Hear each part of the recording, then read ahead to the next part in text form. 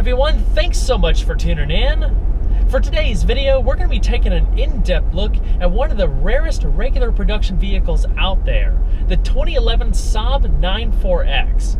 And if you're not that familiar with the brand, this is actually the last new vehicle that Saab had come out with before shutting everything down. They are rarer than hen's teeth, especially this particular example, which is a top-of-the-line 94X Aero. My goal with this video is to teach you everything you ever wanted to know about it. A special thanks to my friends at Cosmo Motors of Hickory, North Carolina for providing this opportunity today. For more information about the dealership, including contact info and current inventory, please feel free to check out their website provided in the description box below. So without further ado, let's go ahead and start her up and let her run. Like all Saabs, the ignition is in the center console, but it's actually a push button instead of a traditional key. So all you have to do is keep the fob within the interior, put your foot on the brake, and hold down the button to go.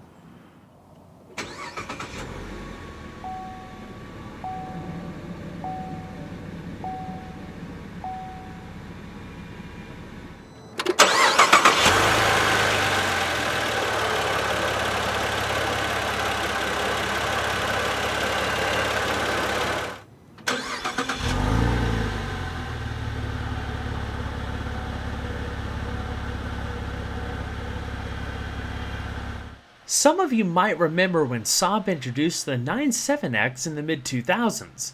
It was essentially a badge-engineered trailblazer, built along similar principles as the Oldsmobile Bravada, Isuzu Ascender, Buick Rainier, and GMC Envoy.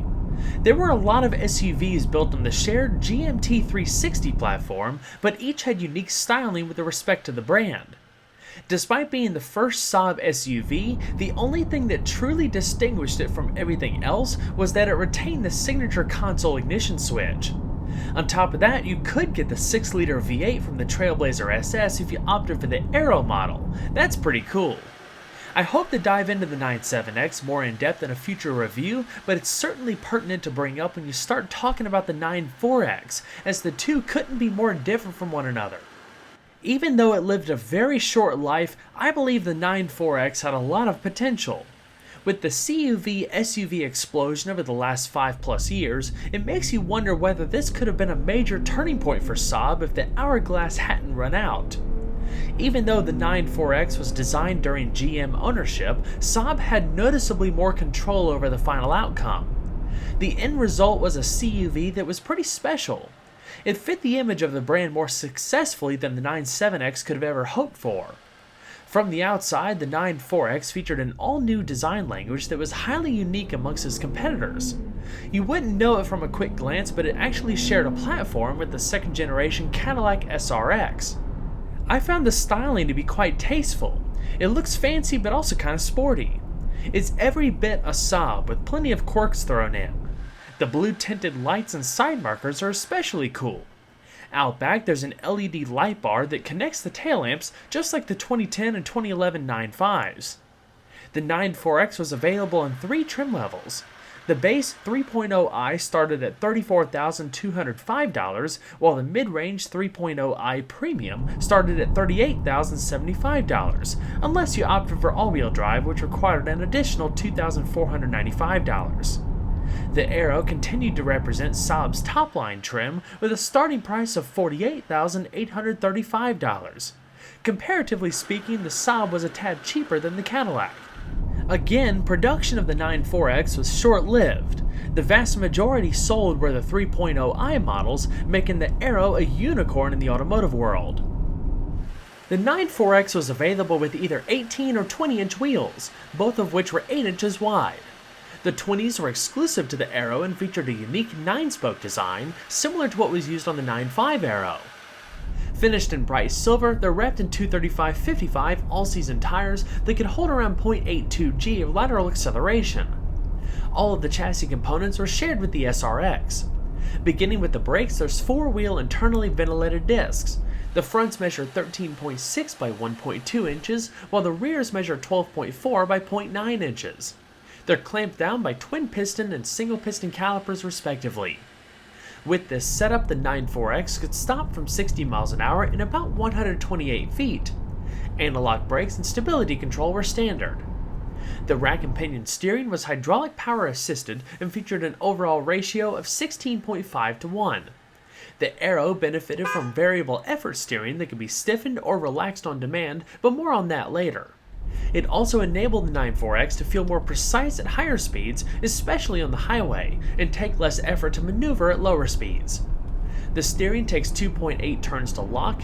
It felt surprisingly lively for what it was, very quick to respond and almost sporty in nature. The turning circle spans 40.3 feet.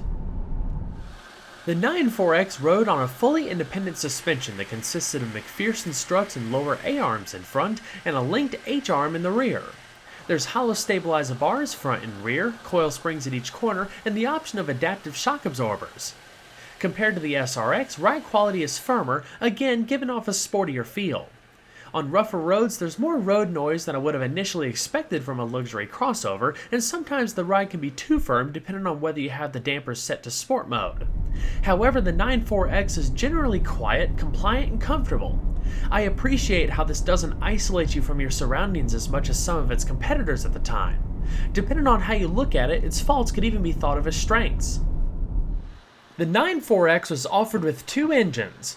A 3-liter naturally aspirated V6, which developed 265 horsepower and 223 pound-feet of torque, came standard. On the other hand, the Aero came with an exclusive 2.8-liter turbocharged and intercooled V6. Developing 300 horsepower at 5,500 RPM and 295 pound-feet of torque between 2,000 and 5,000 RPM, it could hit 60 miles an hour in about 8.3 seconds and reach a top speed of 143 miles per hour. Like the SRX, the 94X was a pretty hefty vehicle. Curb weight for an Aero ranged between 4,425 and 4,650 pounds. That being said, your senses aren't likely going to be lit afire by raw performance. It's certainly better than adequate and packs enough of a punch for easy passing and spirited driving. Mechanically, the 94X was identical to the SRX. Power was harnessed by an electronically controlled 6-speed automatic transmission with adaptive shifting logic. The latter had the ability to adapt to your driving behavior and to vary in road conditions. With the base engine, gears could be manually selected by the console shifter. The Aero had paddle shifters in the back of the steering wheel. While not as responsive as a lot of today's setups, it's still a pretty sweet thing if you ask me. Plus, this was exclusive to Saab. No SRX ever came with paddle shifters. Of course, you also had the option of either front-wheel drive or all-wheel drive, unless you went for the Aero where all-wheel drive was standard. On top of that, an electronically controlled limited slip differential was standard, which could transfer up to 50% of drive torque between the rear wheels to whichever had more grip. Collectively, this gave the 94X decent handling for its size and good traction during inclement weather. Further fine-tuning the drive was the Saab DriveSense system. In addition to the default intelligence setting, you could select between comfort and sport settings. For example, in sport, the steering gets heavier, the throttle and shift mapping becomes more aggressive, and the shocks firm up. There's even an eco mode that optimizes throttle and transmission behavior to prioritize fuel economy, but that's activated by a separate button. Speaking of, fuel economy estimates range between 16 miles per gallon in the city and 22 miles per gallon on the highway. I experienced an average of 18 miles per gallon in mixed driving. Premium fuel is required with a total capacity of 21.1 gallons. Despite all of its similarities to the SRX, the design of the interior truly embodied all of Saab's core qualities. It was unique, exciting, and offered everything you'd expect from a luxury crossover at the time. Look deep enough and you'll also find subtle references to the brand's aviation heritage and even some neat quirks, such as the mesh-style air vents and joystick adjusters. I especially like how the center console, center stack, and main instrument display encircles the driver. The Aero distinguished itself with a flat-bottom steering wheel, perforated leather seating surfaces, carbon fiber effect trim, contrast stitching, and up-level ambient lighting. The 94X is quiet out on the road and offers tremendous visibility with minimal blind spots. Build quality is comparable to an SRX. It feels solid and well put together. However, like many vehicles developed under GM's umbrella in the 2000s, the finish on the radio dials and other controls isn't very durable. The 94X offers a great driving position. It's flexible for a wide variety of body types, more so than many of its competitors at the time. 10-way power adjusting front seats including lumbar came standard on the Aero, while on the firm side they offer good overall support. The driver's seat features a manual thigh extender and 2 memory presets. The headrest, seat belts, and steering column are all adjustable. On top of that, electrically adjustable pedals are offered as an option. One of my favorite Saab features is the night panel, which allows the driver to minimize distraction during night driving by switching off all of the main instrument and infotainment illumination except for the speedometer. Also note, within the driver's information system, instead of a digital speed readout, there's an aircraft-inspired indicator. As far as main cabin storage, in addition to double-decked compartments on the doors, there's a generous 2-tier center console that houses a 12-volt power outlet as well as USB and auxiliary connectors. The cup holders are pretty cool too. They can be opened up to accommodate deeper bottles at the touch of a button. The front glove box is lockable and is also a 2-tier design. It's even cooled so you can put items in there and keep them chilled on a hot day. A 10-speaker Bose surround sound system was standard on the Aero, along with an 8-inch touchscreen hard disk-based navigation system. In addition to Bluetooth hands-free telephone and satellite radio, there's 10 gigabytes of storage built in so you can store your favorite music files, sort of like a built-in iPod. Even though this infotainment system is a bit older, it still works very well. It's not overcomplicated, making it a lot easier to use than many of the systems out nowadays. Climate's controlled by an automatic tri-zone system that allows independent temperature adjustment for the driver, passenger, and rear passengers. Heated and cooled front seats were standard on the Premium and Aero. Safety features included dual front airbags, front side airbags, and side curtain airbags for the front and rear. The 9.4X has a pretty spacious interior that can comfortably accommodate 4 people. You can squeeze a 5th person in the middle of the back seat, but they're going to have a time with leg space because of the protruding center console. I'm 5'10" and still had plenty of room left over. You can also recline the back seat for greater comfort on longer trips. People sitting in the back are treated to a lot of features. In addition to a rear seat entertainment system with dual 8-inch screens, there's independent audio and climate controls, a power outlet, and heated outboard seats. Like the front, there's ample storage space, from the door panels to the seat backs, console, and even a full armrest. Plus, you gotta love the open experience provided by the full panoramic glass roof. Now let's go ahead and see how she sounds.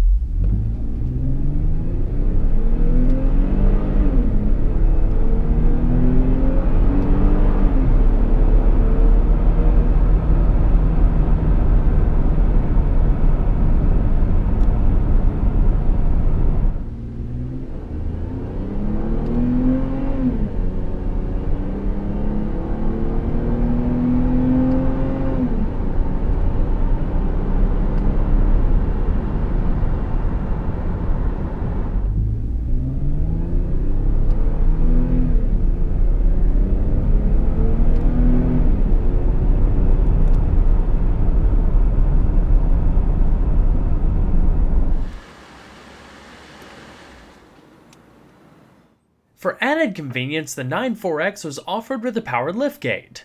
Not only that, but one that could be programmed to open at a lower position if there was an issue with overhead clearance. Total cargo space with everything in place is a generous 29.2 cubic feet.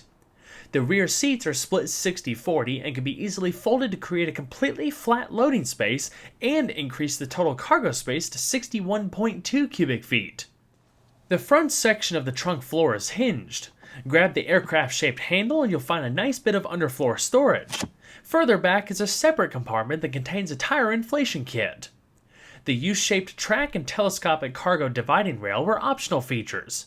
Once you lock the dividing rail in place, you can move it however you see fit to keep items secure, allowing you to tailor floor space to accommodate different sized items. There's extra storage cubbies across the sides, a power outlet, illumination, cargo tie-downs, and a privacy cover. Well everyone, I hope you enjoyed the in-depth look at the 2011 Saab 94X. Be sure to stay tuned next time, leave a like and subscribe today. There's always a lot more where that came from. Take care everyone.